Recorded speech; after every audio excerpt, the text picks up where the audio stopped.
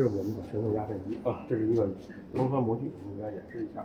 首先呢，将我们那个垫片镜面的垫片，然后呢，放进去，放到这个模具中间，它配合性非常好。然后呢，将我们的漏斗搁进去，这是客户的样品啊，放大铁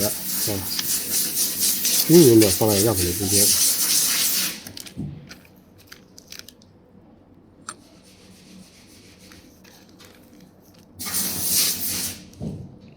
一定不要撒到外头，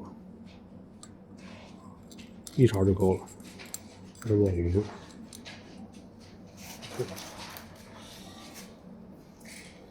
然后将喷刷样品，我们喷刷样品，首先用这个小锤碾匀它，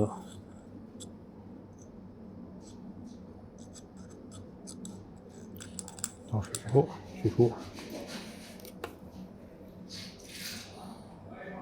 将喷刷样品均匀的撒在这。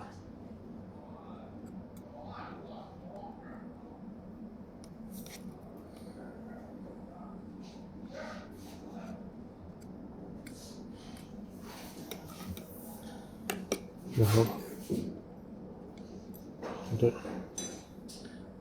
把这样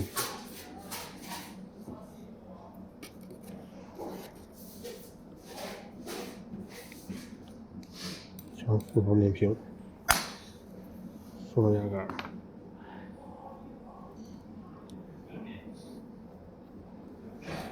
然后敲门，将模具放进去，最终关上舱门，然后我们设置好压力，压力我们选择18吨吧，这边2吨10秒，样品尺寸40，这个压强是140多万瓦，然后我们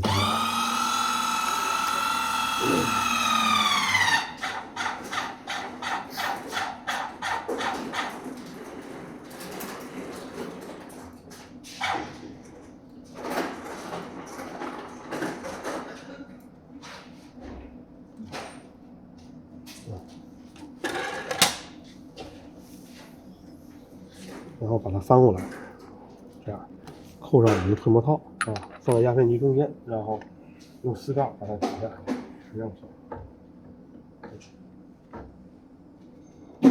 这样，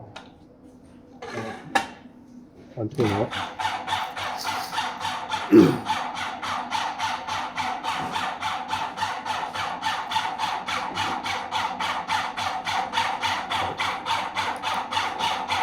停止就可以了。